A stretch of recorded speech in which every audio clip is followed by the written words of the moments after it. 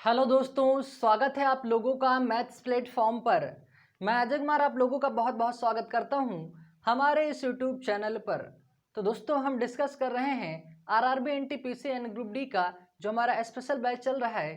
दोस्तों, यहाँ पे आज हम एक नया टॉपिक स्टार्ट करने जा रहे हैं। जैसा कि आप लोग थंबनेल देखकर जान गए होंगे, पता हो गया होगा कि आज का हमारा जो नया टॉपिक है वो हमारा एलसीएम एंड एचसीएफ, जिसे बोलते हैं लसपा एंड मासपा, यानी लघुत्तम समाप्यवर्त और महत्तम समाप्यवर्त। ठीक है, तो यहाँ पे दोस्तों इसके बारे में सबसे पहले बेसिक जानकारी लेंगे, फिर यहाँ पे दोस्तों फिर इसके आगे हम आगे बात को क्लियर करेंगे। ठीक है, तो चलिए शुरू करते हैं आज का अपना ये वीडियो पसंद आए दोस्तों कमेंट करके हमें ज़रूर बताएं, लाइक ज़रूर कर दीजिएगा, ज़्यादा से ज़्यादा शेयर करके अपना सपोर्ट करें। तो चलिए स्टार्ट करते हैं अपना ये वीडियो। तो दोस्तों, जैसा कि मैंने आप लोगों को बताया कि हम पढ़ने जा रहे हैं एलसीएम एंड एचसीएफ। तो दोस्तों, एलसीएम का मतलब क्या होता है? एलसीएम का मतलब होता है लोअर कॉमन मल्टीपल। ठीक है, और एचसीएफ का मतलब होता है हाईएस्ट कॉमन फैक्टर। ठीक है, तो दोस्तों एलसीएम का फुल फॉर्म होता है लोअर कॉमन मल्टीपल और एचसीएफ का मतलब होता है हाईएस्ट कॉमन फैक्टर। ठीक है, तो यहाँ पे दोस्तों यहाँ पे एक दो एग्जांपल लेके यहाँ पे बात को क्लियर करते हैं कि दोनों में अंतर क्या होता है। ठीक है, चलिए जैसे यहाँ पे हम एक एग्जांपल ले रहे हैं, दोनों बात को यहाँ पे क्लियर करेंगे। ठीक है, ये तो रहा हमारा फुल फॉर्म का बात। ठीक है, लेकिन यहाँ से हम अपनी बात क्लियर करेंगे अच्छे से। ठीक है, चलिए यहाँ से एलसीएम देखेंगे यानी जिसे बोलते हैं लासा, और यहाँ से एचसीएफ को क्लियर करेंगे जिसे बोलते हैं मासा। ठीक है, तो जैसे यहाँ से लेते हैं एलसीएम, ऐसा पैटर्न आप लोगों ने बहुत किया है। ठीक है, हमेशा से आप यही फॉलो करते आए हुए हैं, और यहाँ पे इसी का देखेंगे एचसीएफ।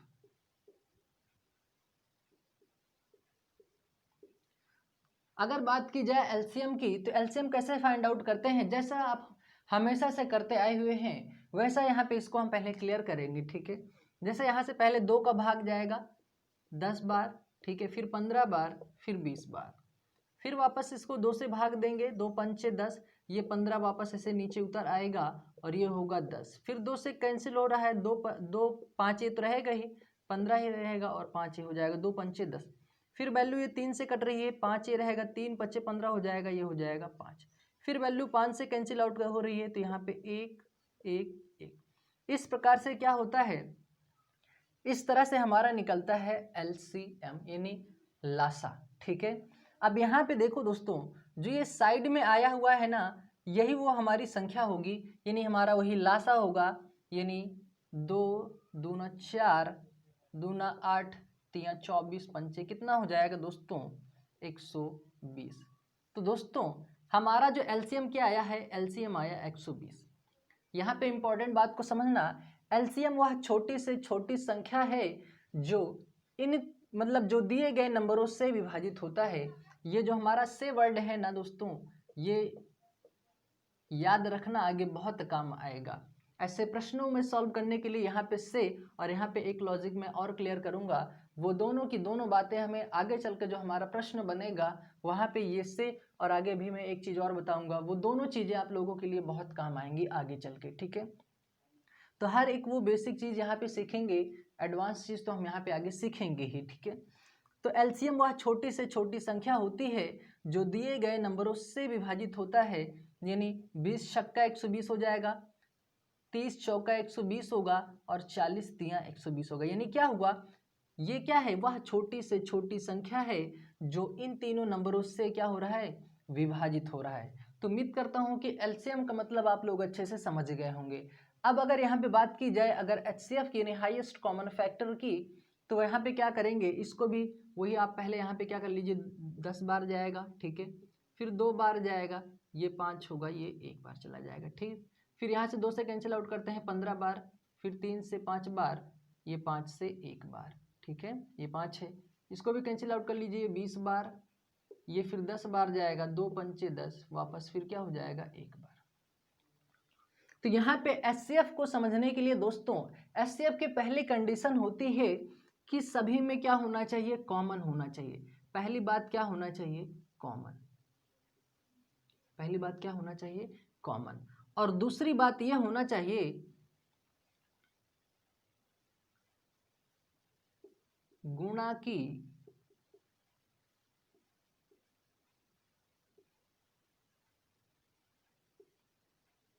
कम से कम बार गुणा, कम से कम बार गुणा।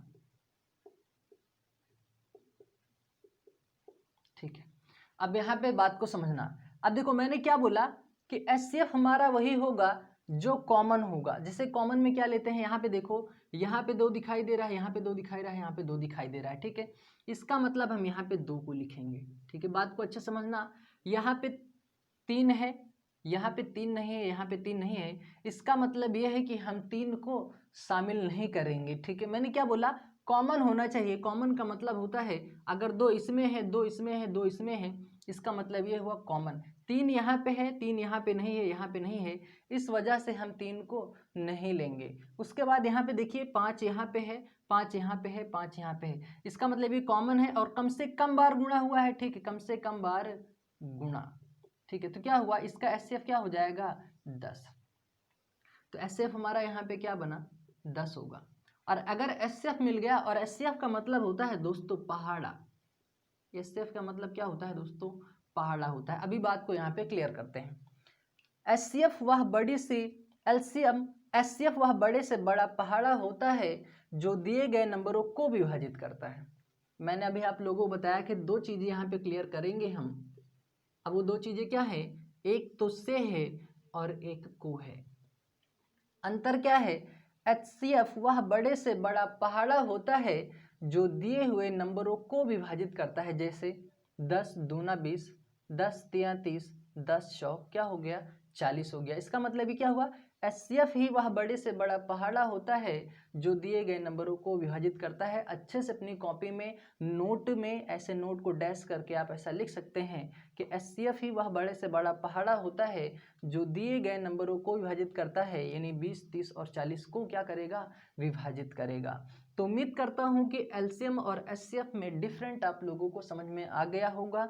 ठीक है, अगर ये दोनों बातें अगर हमें यहाँ पे क्लियर हो अभी हुई होंगी तो आगे जो प्रश्न बनेंगे ना, ये 2 वर्ड ही हमारे आधे प्रश्न को सॉल्व कर देंगे। हमें क्या करना रह जाएगा, सिर्फ उसका कैलकुलेशन करना बाकी रह जाएगा। बाकी प्रश्न तो आपको ये से और को समझ के ही प्रश्न सॉल्व हो जाएगा आधा।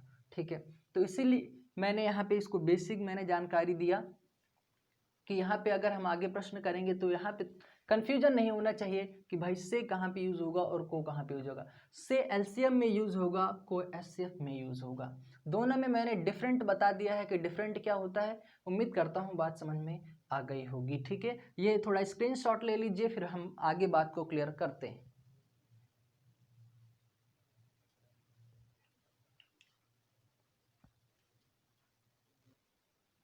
तो दोस्तों एक प्रश्न हमारे सामने इस प्रकार से है, आइए पहले इसको हम क्लियर करते हैं। ठीक है, जो भी मैंने सिखाया। प्रश्न है 24, 30, 40, 60 का हमें लसापा ज्ञात करना है, यानी एलसीएम ज्ञात करना है, लोअर कॉमन मल्टीपल। ठीक है, चलिए अब यहाँ पे क्या लिखा हुआ है, 24, 30, 40, 60, 24, 30, 40, 60। ठीक है, यहाँ पे आप इसको ऐसे सॉल्व करेंगे, 2 12 में 24 होगा, 2 15 में 30 हो जाएगा, 2 20 में 40 हो जाएगा, 2 30 में क्या हो जाएगा 60, 2 6 12, 15 ऐसे नीचे उतर आएगा, 2 10 10, कितना हो जाएगा 15। फिर यहाँ से जब इसको कैलकुलेट करेंगे 2 3 6 होगा, ये 15 हो जाएगा, ये 5, ये 5। ठीक है, अब ये वैल्यू 3 से कैंसिल आउट हो रही है, हो जाएगा 1 3 25 15, 5 और ये 5। ठीक है, यहाँ पे 5 से वैल्यू कैंसिल आउट करेंगे, 1 1 1 और ये क्या हो जाएगा 1। अभी जो हमारा जो ये साइड का आया हुआ है ना, यही को अगर हम गुणा कर लेंगे आपस में सभी का, तो वो हमारा क्या निकल के आएगा, वो हमारा निकल के आएगा एलसीएम, जिसे लासापा बोलते हैं। यानी 2 दूना 4, दूना 8, तिया 24, पंचे कितना हो जाएगा 120 हो जाएगा। यही हमारा क्या होगा एलसीएम होगा, आंसर होगा इस प्रश्न का। लेकिन दोस्तों ये तो आप जो हमेशा से सीखते आए हुए हैं ये वो तरीका है, लेकिन मैं आप लोगों को एक नया तरीका बता रहा हूँ। उम्मीद करता हूँ बात समझ में आएगी, और अगर समझ में आ गई तो आप लोगों के लिए बहुत ही हेल्पफुल रहेगा। आगे हमें अगर ऐसे ही अगर एलसीएम लेने के लिए बोल दिया जाएगा तो आप हमेशा से इसी, अब हर एक क्वेश्चन में तो इस तरह का एलसीएम निकालना आप लोगों के लिए उचित नहीं रहेगा, तो उसके लिए थोड़ा शॉर्ट भी जानना जरूरी है, ठीक है, कि एलसीएम हम कैसे शॉर्ट में फाइंड आउट कर सकते हैं। अगर इस तरह का नंबर मिलता है तो उसे कैसे सॉल्व करेंगे, आइए समझते हैं। आपके पास नंबर दिया हुआ है 24, 30, 40 और क्या है 60। अब यहाँ पे आप लोगों को दिखाई दे रहा होगा, सबसे पहले हमें यहाँ पे ये देखना है, ध्यान से समझना, ये हमारा पुराना तरीका है जो हमेशा से सॉल्व करते आए हैं, ठीक है। लेकिन मैं आप लोगों को एक शॉर्ट तरीका बता रहा हूँ जिससे आप एलसीएम फाइंड आउट कर सकते हैं आसानी से, ठीक है। 2 से 3 तरीके से एलसीएम फाइंड आउट करने का तरीका है, तो बात को ध्यान से समझना, ठीक है। सबसे बड़ा नंबर हमें यहाँ पे 60 दिखाई दे रहा है, यानी 60। अब इस 60 को क्या करो, 60 का अभाज्य गुणनखंड ज्ञात कर लीजिए, ठीक है। अभाज्य गुणनखंड ज्ञात कर लीजिए, और वैसे मैंने आप लोगों को अभाज्य गुणनखंड करना सिखा दिया है। अगर आप लोग नहीं सीखे हैं तो बेसिक टू हाई लेवल नाम के प्लेलिस्ट में जाइए, एलसीएम एचसीएफ सिखाते समय वहाँ पे इस चीज़ को मैंने अच्छे से क्लियर करवाया हुआ है, ठीक है। चलिए यहाँ पे 60 है, 60 का अभाज्य गुणनखंड का मतलब ये होता है कि जो संख्या खुद और एक से कटे और किसी से न कटे वही होते है अभाज्य संख्या, और उसी का हमें क्या करना है, अब 60 का अभाज्य गुणनखंड ज्ञात करना है, ठीक है। चलिए तो 60 का क्या हो जाएगा, 2 दूना 4, 3 12, 5 60। अब यहाँ पे मैंने ध्यान से देखना, अगर 1 से 2 एग्जाम्पल समझ में आ गया ना, तो आगे जितने भी इस प्रकार से नंबर मिलेंगे ना, आप आसानी से उसका एलसीएम फाइंड आउट कर सकते हैं, ठीक है। चलिए यहाँ पे देखो, 2 ये क्या है, मैं आप लोगों को बता दे रहा हूँ कि अभाज्य संख्याएं क्या हैं, ठीक है। ये 2 क्या है, जैसे 2 है या ये 2 है, जो 2 है या तो 1 से कटेगा या ये खुद से कटेगा, ठीक है। जो संख्याएं एक व खुद से कटती हैं वही अभाज्य संख्याएं होती हैं, ठीक है। आगे 3 है, अब ये 3 क्या होगा, या तो 1 से कटेगा या तो 3 से कटेगा, और किस संख्या से कटेगी, क्या नहीं कटेगी, इस वजह से इसको अभाज्य संख्याएं बोलते हैं। तो 60 का हम अभाज्य गुणनखंड ज्ञात कर रहे हैं, ठीक है। 5 है, अब ये 5 क्या होगा, या तो 1 से कटेगा या खुद से कटेगा 5, और किस संख्या से कटेगा, बिल्कुल नहीं कटेगा, इसीलिए मैंने बोला कि 60 का अभाज्य गुणनखंड ज्ञात कर लीजिए, ठीक है। अब यहाँ पे आप लोग सोच रहे हैं कि भाई हम यहाँ पे 4 क्यों नहीं लिए। अगर दोस्तों अगर आप 4 लेंगे तो अभाज्य गुणनखंड का मतलब ये होता है कि अभाज्य गुणनखंड की न्यूनतम अंकों की जो संख्या होती है वो सिर्फ 2 होती है, ठीक है। अब यहाँ पे देखिए, ये 1 से कटेगा और खुद से कटेगा, ठीक है। लेकिन ये 4 जो है वो 2 से भी कट रही है, ठीक है। तो मैंने क्या बोला कि अभाज्य संख्याएं जो होती हैं, अभाज्य संख्याएं अंक होता है वो सिर्फ 2 होता है, लेकिन यहाँ पे देखो ये 3 आ गया, इसका मतलब ये है कि यह एक अभाज्य संख्या नहीं है, ठीक है। वैसे ये बात यहाँ पे आप लोगों को समझ में आ गई होगी, इस वजह से मैंने आप लोगों को बोला कि यहाँ के अभाज्य गुणनखंड ही ज्ञात कीजिए, ठीक है। उम्मीद करता हूँ ये बात आप लोगों को समझ में आई होगी, ठीक है। अब यहाँ पे देखो आपको क्या मिला, 2 दूना 4, 3 12, 5 60, इसका काम हो गया है, ठीक है। अब आते हैं 40 पे। अब देखो ये 5 आपके पास पहले से है, 5 दूना 10, 10 दूना हुआ 20, अगर हम 20 को अगर 2 से और गुणा कर देंगे तो आपको 40 मिल जाएगा, बिल्कुल मिल जाएगा। तो 40 की भी बात क्या हुई, यहाँ पे इसको हम इस बात को खत्म कर देते हैं, ठीक है। 40 की भी बात खत्म। 30 कैसे लाएंगे, 5 तिहाई 15, 15 को 2 से गुणा करेंगे 30 मिल जाएगा, बिल्कुल आपके पास 30 आ गया है, कोई दिक्कत नहीं है। अब इसकी भी बात खत्म हो गई। 24 है, 2 दूना 4, दूना 8, 3 कितना हो गया 24 हो गया, इसका मतलब 24 की बात खत्म।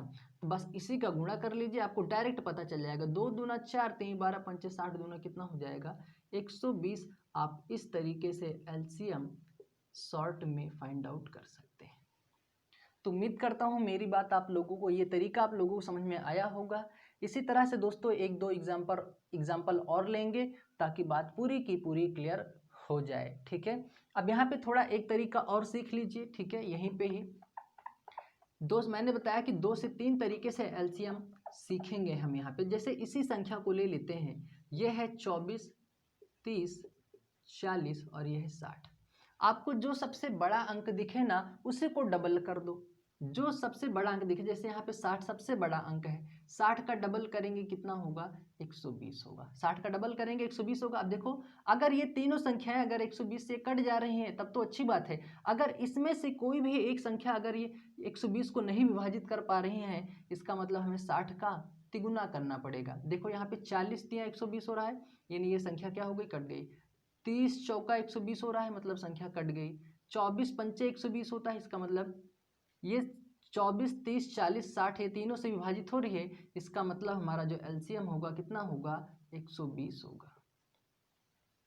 तो आप ये तरीका भी अप्लाई कर सकते हैं, लेकिन मैं तो कहूँगा सबसे बढ़िया तरीका ये वाला है। आप जल्दी से उसका अभाज्य गुणनखंड ज्ञात करेंगे सबसे बड़ी वाली संख्या का, फिर उसी में से आपको मिलते जाएगा जो आपको और संख्याएं दी हुई होंगी। ठीक है, चलिए स्क्रीनशॉट ले लीजिए, फिर मैं आगे कुछ बातें और क्लियर करता हूँ। चलिए, अब जैसे एक प्रश्न हमारे सामने इस प्रकार से है। प्रश्न में कह रहा है कि 56 72 24 का मासापा ज्ञात कीजिए, यानी हमें यहाँ से पता करना है एचसीएफ यानी हाईएस्ट कॉमन फैक्टर। ठीक है, आइए अब इस बात को क्लियर करते हैं। ठीक है, तो ये क्या लिखा हुआ है, 56 है आपके पास। ठीक है, ये है 72, जैसा कि मैंने आप लोगों को बेसिक में सिखाया, वापस एक बार फिर से सीख लीजिए। मैं इसका एक शॉर्ट तरीका भी बताऊंगा, जैसे एलसीएम का सिखाया वैसे एचसीएफ का भी यहाँ पे सीखेंगे। तो क्या होगा, 2 दूना 4, 2 अठे 16 हो जाएगा, 2 14 हमें 28 होगा, 2 7 14 होगा, ये फिर वैल्यू किसने से कटेगी, 7। 7 का नंबर कितना हो जाएगा, 7। 2 3 6, 2 6 12, 2 1 9, 2 2 अठे 16, 2 9 18, 3 3 9 हो जाएगा, 3 का 9 3। ठीक है, 2 बारह में 24 होगा, 2 6 12, 2 3 6, 3 का 9 3। तो मैंने क्या बोला है कि एचसीएफ निकालते समय सबसे पहली बात तो हमें यह ध्यान देना है कि उसमें कॉमन को होना बहुत ज़रूरी है। कॉमन का होना बहुत ज़रूरी है। और दूसरी बात हमें याद रखना है कि कम से कम गुणा, कम से उस संख्या की कम से कम गुणा होनी चाहिए। ये दोनों बातें अगर अप्लाई हो रहे फॉलो हो रही हैं तो वहाँ पे उस संख्या को लेंगे, अन्यथा उस संख्या को नहीं लेंगे। जैसे 2 यहाँ पे है, 2 यहाँ पे है, 2 यहाँ पे है। अब देखिए 1 2 3 बार यहाँ पे, 1 2 3 बार यहाँ पे है। ठीक है, तो इसका मतलब हम क्या करेंगे कि कम से कम कितनी बार गुणा हुआ है, 3 बार गुणा हुआ है, तो इसको हम 3 लिखेंगे। 3 बार गुणा इसको हम लिखेंगे, ऐसा नहीं कि सिर्फ एक ही बार लिखेंगे, क्योंकि कम से कम कितनी बार हुआ है गुणा, यहाँ भी 3 बार है, यहाँ पे भी 3 बार है, यहाँ पे भी 3 बार है, इस वजह से हम यहाँ पे 3 बार लिखेंगे। ठीक है, अब दूसरी बात याद रखो, अब यहाँ पे देखते हैं 3 को, 3 यहाँ पे नहीं है, इसमें 3 यहाँ पे 2 बार है, यहाँ पे 1 बार है, तो भाई यहाँ पे है नहीं तो हम 3 को तो लेंगे ही नहीं, बिल्कुल 3 को छोड़ दीजिए, 3 की बात कैंसिल। ठीक है, इसकी बात जाने दीजिए। अब आते हैं 7 पे, 7 यहाँ पे है, 7 यहाँ पे नहीं है, 7 यहाँ पे नहीं है, तो 7 को भी नहीं लेंगे। क्या मैंने बोला है कि कॉमन को होना बहुत ज़रूरी है। ठीक है, अब ये क्या होगा, 2 दूना 4 दूना कितना हो जाएगा, 8। तो हमारा क्या होगा, एचसीएफ कितना होगा, एचसीएफ हमारा होगा 8। अब देखो एचसीएफ मिलते ही हमें बड़े से बड़ा पहाड़ा मिल जाता है। ये बात हमेशा याद रखना कि एचसीएफ वह बड़े से बड़ा पहाड़ा होता है जो दिए गए नंबरों को विभाजित करता है। ठीक है, देखो जैसे 8 7 56 हो जाएगा, 8 9 72 हो जाएगा, 8 3 24 हो जाएगा। तो वह बड़े से बड़ा पहाड़ा हुआ कि नहीं हुआ। अगर आप लोग सोच रहे होंगे कि भाई 9 हो सकता है, 9 8 72 हो जाएगा, लेकिन ये 24 और 56 रह जाएंगे, इस वजह से 9 नहीं होगा। ठीक है, अगर आप 12 सोच रहे होंगे, 12 दूना 24, 12 6 72, लेकिन ये 56 नहीं आएगा। तो मैंने बोला है कि कॉमन होना चाहिए और बड़े से बड़ा पहाड़ा यानी कम से कम बार गुणा होना चाहिए। तो ये क्या हो रहा है, ये 8 ही वह एचसीएफ होगा जो इन तीनों नंबरों को विभाजित करेगा। अब इसका शॉर्ट तरीका समझो, अगर आप थोड़ा सा गेस करते कि यहाँ से अगर इसको 2 से वैल्यू कैलकुलेट करने की कोशिश करते तो तीनों संख्याएं 2 से वैल्यू कैंसिल आउट हो जाती। 3 से करना चाहते 3 से ये होगा, 3 से ये होगा, लेकिन ये 3 से नहीं होगा। आगे 4 पे आते, 4 से हो जाता, 4 से ये हो जाता, लेकिन 4 से ये फिर 4 से ये भी हो जाता, 4 का नम 4, 4 चौक 16, ये होगा 4 का नम 4, 3 7 4 8 32। लेकिन हमें तो क्या ज्ञात करना है कि बड़े से बड़ा पहाड़े तीनों संख्याएं 4 से विभाजित हो जाएंगे। 5 पे आते हैं, 5 से एक भी नहीं होगा, 6 से हो जाएगा, 6 चौको 24, ये भी 6 से हो जाएगा, लेकिन ये 6 से नहीं होगा। फिर 7 पे आते, 7 से एक भी कैंसिल नहीं हो रही है। 8 पे आते, 8 से तीनों संख्याएं कट जाती, 9 पे आते तो ये दोनों कैंसिल आउट हो जाती, ये कैंसिल आउट होता, लेकिन ये दोनों संख्याएं कैंसिल आउट नहीं होती। तो जिससे संख्याएं तीनों विभाजित हों वही सबसे बड़ा पहाड़ा होगा। तो ऐसी वही संख्या सिर्फ क्या है, सिर्फ 8 ही वह बड़े से बड़ा पहाड़ा है जो तीनों नंबरों को विभाजित करेगा। तो उम्मीद करता हूँ बात पूरी क्लियर हो गई होगी आपकी। अगर आपको बोलता डायरेक्ट करने के लिए तो आप यहाँ पे थोड़ा सा सोचते, उसके बाद आप बता सकते थे डायरेक्ट कि क्या होगा। 8 सत्ते 56, 8 9 72, 8 3 24। आप डायरेक्ट बता सकते थे कि इसका एचसीएफ जो होगा वो क्या होगा, 8 होगा। ठीक है, आप डायरेक्ट बता सकते हैं। अगर एचसीएफ निकालने का दोस्तों एक भाग विधि तरीका भी है। अगर नंबर आपके पास अगर बड़ा आ जाता है तो उसको कैसे सॉल्व करेंगे, तो उसको हम पहले आरोही क्रम या अवरोही क्रम में उसको रखने के बाद, या आरोही क्रम में पहले रखेंगे क्रमागत, ठीक है, उसके बाद हम उसको भाग विधि तरीके से सॉल्व करेंगे, उसको भी सॉल्व करेंगे। पहले इस बात को क्लियर कर लेते हैं यहाँ पे। तो उम्मीद करता हूँ ये बात आप लोगों को समझ में आ गई होगी। तो स्क्रीनशॉट ले लीजिए, फिर हम आगे बात को और कुछ क्लियर करते हैं। ठीक है, चलिए अभी 2 प्रश्न आपके सामने इस प्रकार से हैं। ठीक है, दोनों बातों को क्लियर करेंगे। ये वाला तरीका तो हम सीख चुके हैं, लेकिन मान लो अगर आपके पास 3 डिजिट यानी ये बड़ी संख्या में आ जाए तब उसका एलसीएम कैसे ज्ञात करेंगे। तो पहला वाला तरीका सीख लीजिए। अब मैंने क्या बोला है कि जो सबसे बड़ी संख्या हो उसका अभाज्य गुणनखंड कर लो। तो क्या हो जाएगा, 2 दूना 4 दूना 8 पंचे कितना हो जाएगा, 40 हो जाएगा। अभी 36 कैसे आएगा, 36 अगर हम 12 तिहाई 36 हो जाएगा। 2 दूना 4 हमारे पास है, 4 तिहाई 12 हो जाएगा। अगर एक बार 3 से और गुणा कर देंगे तो हमें 36 मिल जाएगा। ठीक है, 24 कैसे आएगा, 2 दूना 4 तिहाई 12 दूना कितना हो गया 24। तो इसका जो एलसीएम निकल के आया कितना होगा, 2 दूना 4 दूना 8 पंचे 40 तिया 120, 120 तिया कितना हो जाएगा 360। तो ये क्या हो जाएगा हमारा, इस प्रकार से यहाँ पे एलसीएम डायरेक्ट ज्ञात कर सकते हैं। लेकिन अगर हमारे पास बड़ा नंबर आता है, अब उसका एलसीएम निकालना हो कैसे करेंगे भाई, हमें वही पुरानी विधि अप्लाई करनी पड़ेगी। ठीक है, क्योंकि हम इतनी बड़ी संख्या का तो हम अब इतना ज़्यादा तो सोच नहीं सकते हैं कि इसका कैसे डिविजिबल हो जाएगा। ठीक है, तो हम पुराना तरीका ऐसे अप्लाई करके क्वेश्चन को सॉल्व कर लेंगे। अगर बड़ी संख्या आती है तब क्या हो जाएगा, 2 7 14, ठीक है, 2 चौक 8 कितना हो जाएगा 185 नीचे उतर आएगा। 2 से कैंसिल होगा, 2 तिहाई 6, 2 7 14, 185 कितने से कैंसिल आउट हो रहा है, 5 से कैंसिल आउट हो रहा है, 5 से कैंसिल आउट कर दीजिए, 3 से होगा नहीं है। ठीक है, 37 ये उतरा आएगा। क्या हो जाएगा, 5 तिहाई 15 और हो जाएगा 5 सत्ते 35। ठीक है, 37 से वैल्यू कैंसिल आउट हो रही है, 37 का नम 37, 37 का नम 37। तो ये क्या हो जाएगा, 2 दूना 4 पंचे 120 यानी 2 दूना 4 पंचे 120 को 37 से गुणा कर देंगे।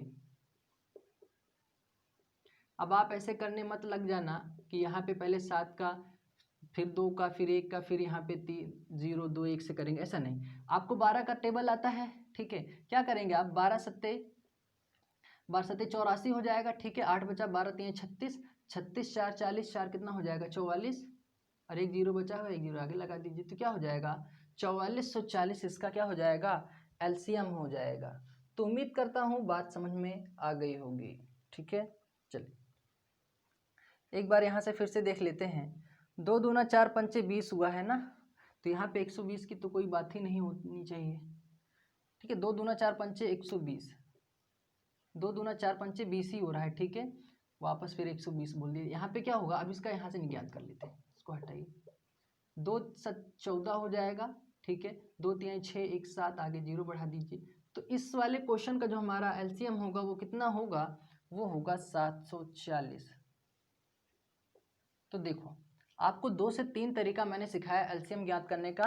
उम्मीद करता हूँ कि कन्फ्यूजन डाउट कुछ भी नहीं होना चाहिए। अब आसानी से आप एलसीएम निकालना सीख गए होंगे। देखो अगर छोटा नंबर आता है इस प्रकार से तो आप सबसे बड़े वाले नंबर का फैक्टर कर लो, यानी अभाज्य गुणनखंड ज्ञात कर लो। ठीक है, पहले वाले तरीके से। आप इसको दूसरे वाले तरीके से भी सॉल्व कर सकते हैं। 40 का डबल कर लेंगे 120 होगा। ठीक है, 120 देखो 36 पंचे 120 होने, 24 पंचे 120 हो जाएगा। मैंने क्या बोला, 40 का ट्रिपल कर लो, कितना हो जाएगा 40 यहाँ पे 80 होगा। 1 मिनट, 40 दूना 80 होगा। ये यहाँ पे नहीं आएगा, इसका भी भाग नहीं जाएगा। तो क्या होगा, एक बार और पढ़ लो, 4 तिया 12 120 हो जाएगा, फिर भी नहीं होगा। एक बार और पढ़ लो, 4 चौक 16 160 हो जाएगा, नहीं होगा। 200 बार पढ़ोगे, यानी इसी तरह ये जब 60 बार हो जाएगा ना तो ये संख्याएं क्या होगी, सभी से विभाजित हो जाएंगे। तो आप इस प्रकार से कर सकते हैं। छोटा नंबर दिखे इस प्रकार से, बड़ा नंबर दिखता है तो आपको पुराना वाला तरीका इस प्रकार से अप्लाई करके क्वेश्चन को आसानी से सॉल्व करेंगे। एलसीएम निकालने का तरीका मैंने आप लोगों को सिखा दिया। अब एचसीएफ की बात करते हैं तो एचसीएफ निकालने का मैंने बताया कि सब बड़े से बड़ा पहाड़ा होगा वो जो दिए गए नंबरों को विभाजित करेगा, ठीक है। तो सबसे पहले अगर इस प्रकार से छोटा नंबर दिखता है तो उसको जैसे मैंने जिस तरीके से बताया है उस तरीके से सॉल्व करेंगे। अगर इस प्रकार से बड़ा नंबर निकालने के लिए फिर एचसीएफ बोलता है तो उसको हम किस तरीके से सॉल्व करेंगे, भाग विधि से सॉल्व करेंगे, जैसा कि हम हमेशा से सॉल्व करते आए हैं, ठीक है। तो ये स्क्रीनशॉट ले लो थोड़ा सा, फिर हम आगे बात को क्लियर करते हैं, ठीक है। चलिए तो दोस्तों प्रश्न हमारे सामने इस प्रकार से है, ठीक है। कह रहा है 2324 था 8148 का महत्तम समानुपाती क्या होगा, यानी हमसे पूछ रहा है यानी इसका मासापा क्या होगा वो हमें यहाँ से ज्ञात करना है, यानी एचसीएफ, ठीक है। तो एचसीएफ, अब आप लोग सोच रहे होंगे कि सर जी ने बताया कि वह बड़ी से बड़ी संख्या, वह बड़े से बड़ा पहाड़ा जो दिए गए नंबरों को विभाजित करा है, वह बड़े से बड़ा पहाड़ा क्या हो सकता है यहाँ पे। तो मैंने दूसरा तरीका क्या बताया है कि हम इस क्वेश्चन को भाग विधि से सॉल्व करेंगे। छोटा नंबर आता है तो जैसा मैंने तरीका बताया है वैसे सॉल्व करेंगे। अगर बड़ा नंबर आपके सामने आ जाता है तो उसको भाग विधि से सॉल्व करेंगे। जैसे भाग विधि से कैसे सॉल्व करते हैं, जैसे लिखा हुआ है 2324, ठीक है। अब भाग किस में देना है, 8148 यानी 8148 में, ठीक है। आपको इस तरीके से भाग देना है। अब यहाँ पे क्या होगा, इसको भाग ले जाइए, यहाँ पे 4 दूना 8, ठीक है, मिल जाएगा, लेकिन 4 3 12 हो जाएगा, 4 दूना 8 ज़्यादा बार हो जाएगा, 3 बार ले जाइए इसको, ठीक है। क्या हो जाएगा, 3 चौक 12 हो जाएगा, 3 दूना 6 1 7 हो जाएगा, 3 3 9 हो जाएगा, और कितना हो जाएगा 3 दूना 6, भाग कर लीजिए, इसको घटा लीजिए, इसके बाद घटाने का प्रक्रिया होता है, 6 हो जाएगा, 7 7 14 होगा, 1 बचेगा, 7 में से 6 जाएगा, 1 बचेगा। अब यहाँ पे ऐसा करने के बाद आप यहाँ से फिर से इसको ऐसे भाग दीजिए, किस में देंगे, अब यहाँ पे देंगे, ध्यान से देखना, इतना भाग देने के बाद जो शेष बचता है, शेष वाली संख्या में जिससे भाग दे रहे थे उसमें अब भाग दे दीजिए, ठीक है। अब कितनी बार जाएगा, 11 दूना 22 ज़्यादा हो जाएगा, एक बार ले जाइए, 2 बार ले जाने ज़्यादा हो जाएगा, एक बार ले जाइए, कितना हो जाएगा, 1176 हो जाएगा, ठीक है। यहाँ से इसको माइनस करेंगे तो क्या हो जाएगा, 8 6 14 हो जाएगा, ठीक है, 7 4 11 हो जाएगा, और यहाँ पे 2 में से 1 जाएगा, 1 बचेगा, और यहाँ पे 1 बचेगा। अब 1148 का भाग कहाँ पे देंगे हम, किस में देंगे, 1176 में देंगे, ठीक है। अब क्या होगा, ये जाएगा एक बार, ठीक है। अब यहाँ से 1148 लिखेंगे, ठीक है, ये हो जाएगा 8 8 16, 6 में से 4 जाएगा, 2 बचेगा, और यहाँ पे कुछ नहीं बचेगा, ठीक है। अब इस 28 का भाग हम किस में देंगे, 1148 में देंगे, 28 का भाग किस में देंगे, 1148 में देंगे, भाग कर लीजिए, एक बार जाएगा, ठीक है, 1 मिनट नहीं, 28 3 बार ले जाइए इसको, 3 8 24, 3 दूना 6 1 7 हो जाएगा, नहीं, एक बार और ले जाइए इसको, 4 बार ले जाइए, कितनी बार चले जाएगा ये,